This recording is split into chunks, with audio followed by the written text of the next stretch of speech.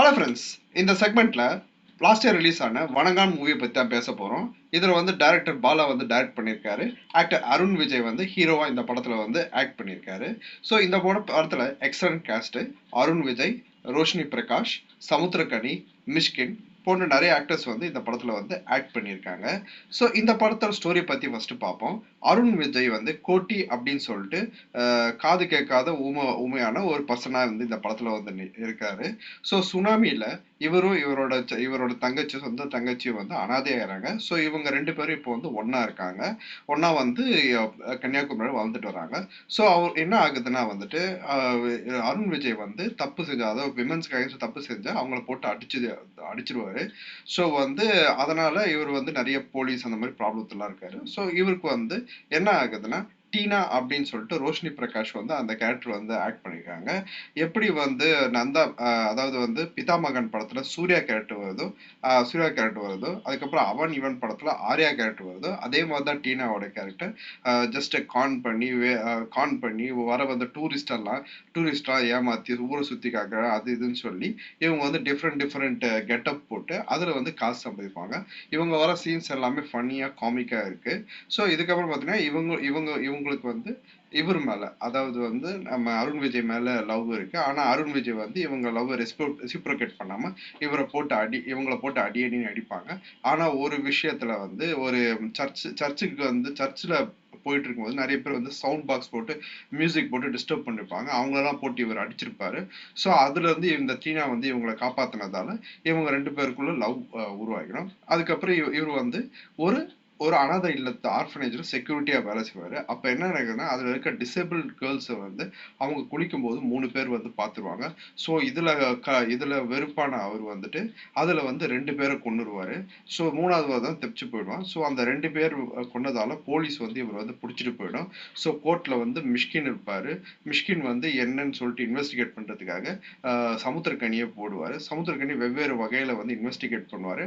அதுல ஆனா வந்து இவர் கடைசி வரைக்கும் வந்து எதனால அந்த கொலையை பண்ண அப்படின்னு சொல்லிட்டு சொல்லவே மாட்டாரு. ஏன்னா அந்த பொண்ணுங்களுக்கு ஆபத்தாயிடும் அப்படின்னு சொல்லிட்டு பொண்ணுங்களோட மானம் போயிடும் சொல்லிட்டு இவர் வந்து சொல்லவே மாட்டாரு. அப்படி வந்து சமுத்திரக்கனி ஒரு விஷயத்தை கண்டுபிடிப்பாரு. என்னன்னா இவரோட தங்கச்சியா வர வர தேவிங்கிற கேரக்டர் வந்து இவரோட உண்மையான தங்கச்சி இல்லை அப்படின்னு சொல்லிட்டு அந்த உண்மையை தங்கச்சி கிட்ட சொல்லி அதை வந்து அதாவது இவர் வந்து மாத்த ட்ரை பண்ணுவாங்க. இவர் வந்து என்னன்னு உண்மையை சொல்ல ட்ரை பண்ணுவாங்க. ஆனா அதுக்கும் அவர் வந்து மசிய மாட்டாரு. ஃபைனல் சீன்ல என்னன்னா சமுத்திரக்கனிக்கு வந்து எதுக்காக இவர் வந்து இந்த கொலைகளை பண்ணார் அப்படின்னு சொல்லிட்டு 3வது ஆளையும் இவர் வந்து கொண்டுடுவாரு. எதுக்காக இந்த இதை பண்ணுவார் தெரிஞ்ச பிறகு அதை வந்து மிஷ்கின்ட்டு சொல்லி இவர் வந்து ரிலீஸ் பண்ணிடுவாங்க. பட் ஆனால் ஃபைனல் சீன்ல என்ன ஆகும்னா இவர் ரிலீஸ் ஆகி எல்லாரும் ஹாப்பியா வரும்போது பார்த்தா அவரோட தங்கச்சி வந்து தற்கொலை பண்ணி செத்து போயிருப்பாங்க. இதோட வந்து படம் எண்ட் ஆகுது. ஸோ இந்த படத்தோட பாசிட்டிவ்ஸ் என்ன அப்படின்னு சொல்லிட்டு பார்க்கலாம்.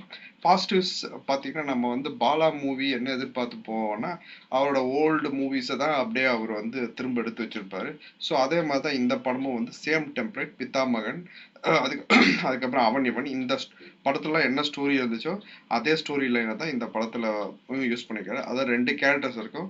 ஒருத்தர் பார்த்தீங்கன்னா காமெடியா ஜாலி பண்ணிட்டு இருப்பாங்க. ஸோ வந்து இன்னொரு கேரக்டர் தான் அதான் ஹீரோ வந்து ரொம்ப சீரியஸா அப்படியே பயங்கரமா பயங்கரமா இருப்பாரு. ஸோ அது மாதிரி தான் இந்த படத்துலயும். ஸோ முன்னாடி பார்த்தீங்கன்னா பித்தாமகத்துல சூர்யா காமெடி பண்ணிட்டு இருப்பாரு. அதுக்கப்புறம் வந்து நம்ம அதாவது விக்ரம் வந்து சீரியஸா இருப்பாரு. ஸோ அதுதான் இந்த படத்துலயும்.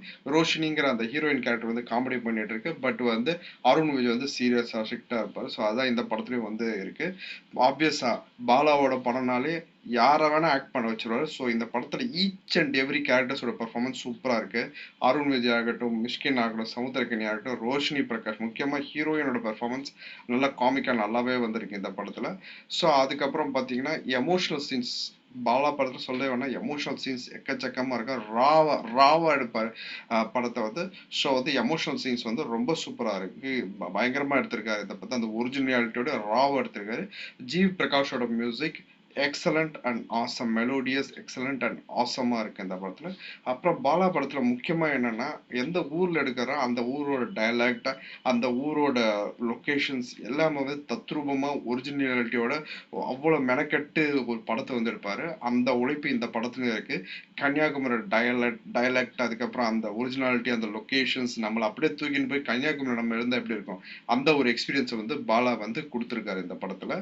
அதுக்கப்புறம் ரோஷினியோட பர்ஃபார்மன்ஸ் பெர்ஃபார்மன்ஸ், டிஃப்ரெண்ட் கெட்டப் போட்டு சூப்பராக பெர்ஃபார்மன்ஸ் கலக்கியிருக்காங்க அவங்க வந்துட்டு. ஸோ இதுதான் இந்த படத்தோட பாசிட்டிவ்ஸ். நெகட்டிவ்ஸ் என்னன்னா, இது அதாவது நிறைய ஸ்டோரிஸ் இருக்கு வேர்ல்டுல வந்துட்டு. இவர் நிறைய ஐடியாஸ், நிறைய ஸ்டோரிஸ் எடுக்கலாம். ஆனா பாலா திரும்ப திரும்ப அதே டெம்ப்ளேட்டான ஸ்டோரிஸை எதுக்கு எடுத்துட்டு இருக்காருன்னு புரிய மாட்டேங்குது. ஒரு மாதிரி அந்த அந்த டெம்ப்ளேட் ஸ்டோரிஸ் போட்டனாதான் வின் ஆகும்னு நினைச்சு படம் ஓடுன்னு நினைச்சு எடுக்கிறாரு. ஏன்னா சேது மாதிரி ஒரு டிஃப்ரெண்ட் ஸ்டோரி லைன் மாதிரி அவர் வந்து அவரோட ஃபர்ஸ்ட் படம் மாதிரி அவர் கொண்டு வரலாம். பட் வந்து அவரால் அந்த ஒரு இதை விட்டு வெளில வர முடியல.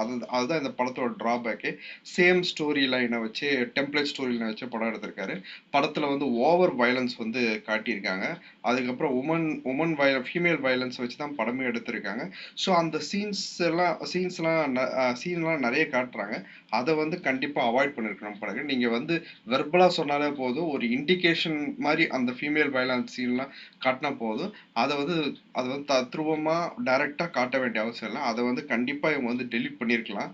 திஸ் இஸ் வெரி சேட் அந்த மாதிரி சீன்ஸ் வச்சது, அதுவும் பாலா படத்துல. அதுக்கப்புறம் சிஸ்டர் கேரக்டர் வந்து கடைசியில வந்து செத்து போறாங்க.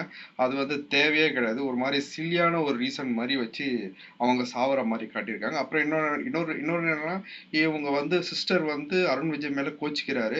ஏன்னா வந்து அவங்களோட ஓன் சிஸ்டர் இல்ல, இவர் வந்து தத்தெடுத்து அவர் வந்து, ஆனா அதை தத்தெடுத்து தான் வளர்க்குறாரு, அந்த உண்மையை சொல்லுன்னு சொல்லிட்டு கோச்சிக்கிறாங்கிற சீன் ஒரு மாதிரி லாஜிக்கே இல்லாம இருக்கு.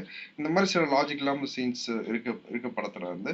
ஸோ இதை தவிர வந்து படம் வந்து ஒன் டைம் வாட்சபிள். பார்த்துட்டு உங்க ஃபீட்பேக்கை கீழே கமெண்ட் செக்ஷன்ல கொடுங்க. தேங்க்யூ.